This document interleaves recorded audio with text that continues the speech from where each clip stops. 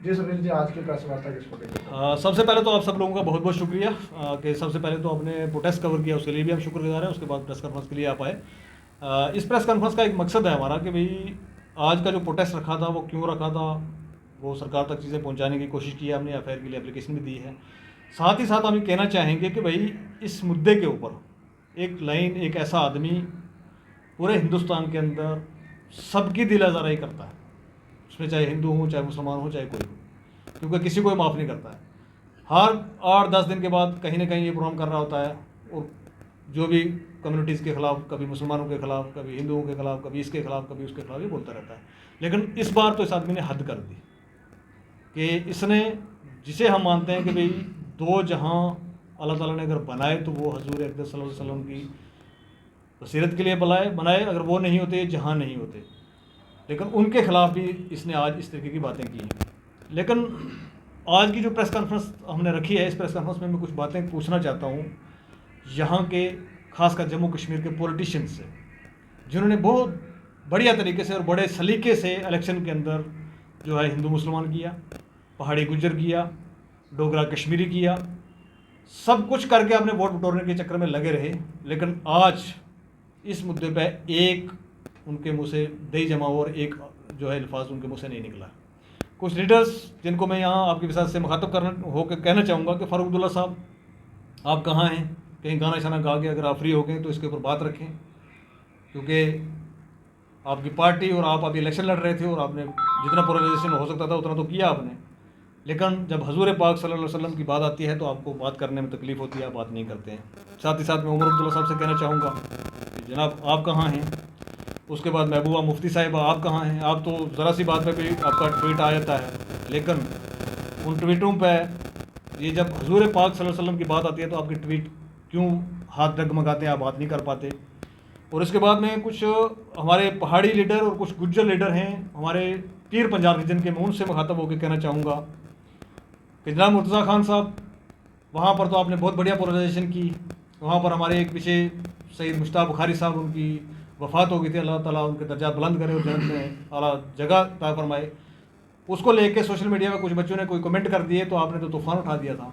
लेकिन मैं आपसे सवाल करता हूँ, आपकी विसात से, इस प्रेस कॉन्फ्रेंस की विसात से, मीडिया के विसात से मैं पूछना चाहता हूँ कि जनाब आज आपके मुँह में क्यों दही जमा हुआ है? क्या आप सईद बुखारी साहब को हजूर अकरम सल्लल्लाहु अलैहि वसल्लम के ऊपर समझते हैं? ऐसा तो नहीं ना होना चाहिए। तो आपने तो वहाँ के गुजरों को टेररिस्ट तक कह दिया कि भाई ये सईद, जो वो कोई सईद क्या नाम है उसका, पाकिस्तान का टेररिस्ट, ये उसके बरादरी से हैं, आपने ये भी कह दिया।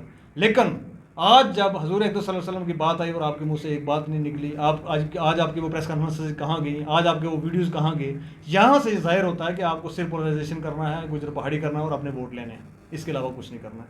साथ ही साथ मैं कहना चाहूँगा, वहाँ के हमारे लीडर हैं एनसी के जावेद राना साहब, चौधरी अकरम साहब सोनकोट से, चौधरी शाहनवाज साहब सोनकोट से, मलिक इकबाल साहब, जुल्फ़कार चौधरी साहब, जावेद चौधरी साहब, इमरान साहब, मियाँ अल्ताफ़ अहमद लारवी साहब और बीजेपी के तमाम लीडरशिप से, इंक्लूडिंग रविंद्र रैना जी, मैं कहना चाहूँगा कि एक तरफ से आप कहते हो जी हम भाई भाई हैं, तो आपके मुंह में क्यों दही जमा हुआ है? मैं चाहता हूँ कि एक प्रेस कॉन्फ्रेंस रविंद्र रैना जी भी करके अपना स्टैंड क्लियर करें, एक प्रेस कॉन्फ्रेंस करके जावेद राणा जी भी जो अपना स्टैंड क्लियर करें, एक प्रेस कॉन्फ्रेंस करके जो है वहाँ के पहाड़ी लीडर, वहाँ के गुज्जर लीडर, यहाँ के हिंदू भाई हमारे जितने भी लीडर हैं, एनसी के हों, बीजेपी के हों, अपना स्टैंड क्लियर करें। इसके ऊपर आपका क्या कहना है? क्या आप आज के इस प्रोटेस्ट में हमारे साथ शामिल हैं या नहीं हैं? क्या इस पर प्रोटेस्ट होना चाहिए या नहीं होना चाहिए? आपकी तरफ से क्या आप जो है अपने आवाम को कहना चाहेंगे? आज की प्रेस कॉन्फ्रेंस जो अभी की हमने रखी है, इसके अंदर मैं सिर्फ ये सवाल जो है यहाँ की लीडरशिप से पूछना चाहूँगा, और लीडरशिप से मैं कहना चाहूँगा कि जनाब, डिवाइड करने की जब बात आती है, जब वोट लेने की बात होती है, तब तो आप आगे खड़े हो जाते हैं, लेकिन आज जब आपको उस हस्ती के लिए बात करनी है जिसके लिए ये दो जहां बनाए गए, तो आपके मुंह में दही जमा हुआ और आप कोई बात नहीं कर रहे हैं। ठीक है जी, पोलराइजेशन आप करते रहते हैं हमेशा और सारी चीज़ें करते रहते हैं, लेकिन जब मुद्दे की बात आती है आप लोग चुप हो जाते हैं। और दूसरी तरफ से मैं ये कहना चाहूँगा यहाँ के डोगराओं को, यहाँ के कश्मीरियों को, यहाँ के हिंदुओं को, यहाँ के सिखों को, यहाँ के मुसलमानों को, यहाँ के गुजरों को, यहाँ के पहाड़ियों को, कि आप किसी भी कम्युनिटी से हैं, आप दर्द दिल रखते हैं, आप इंसान हैं, आप अपने आप को इंसान समझते हैं, आप पढ़े लिखे हैं, आप सोशल वर्क करना चाहते हैं, तो इसके ऊपर अपना बयान रखें, अपनी आवाज़ रखें, अपनी बात रखें, क्योंकि इसके बाद हमारे पास, मैं कहता हूँ, वो धंधा ही आ गया हमारे लिए आगे, इसके अलावा हमारे पास कुछ बचा नहीं है। भारतीय जनता पार्टी ने पोलराइजेशन कर करके इस तरीके का जहर लोगों के जहन के अंदर घोल दिया है कि आज जो है मुसलमान हिंदू का दुश्मन बना हुआ, हिंदू मुसलमान का दुश्मन बना हुआ, गुजर पहाड़ी का दुश्मन बना हुआ, पहाड़ी गुजर का दुश्मन बना हुआ, डोगरा समझते हैं कश्मीरी ने लूट लिया, कश्मीरी समझते हैं हमें डुबाने वाले डोगरा हैं। ये सब चीज़ें जो हो रही हैं वो सिर्फ इसलिए हो रही हैं क्योंकि भारतीय जनता पार्टी का बीज बोया हुआ है। आज उस बीज की कटाई के लिए जो हमें देख रहे हैं।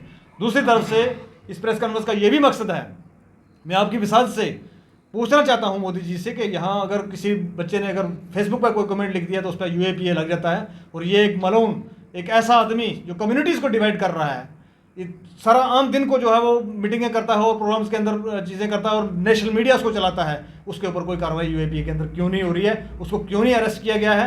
एक FIR लगा देने से आपका पीछा नहीं छूटेगा, इसको अरेस्ट करिए। और जिस तरीके से, जिस तर्ज अमल से जम्मू कश्मीर के बच्चों को आपने पिछले 5-5, 6-6 साल से जेलों के अंदर बंद रखा हो, उस तरीके से इसको बंद किया जाए। बहुत बहुत शुक्रिया।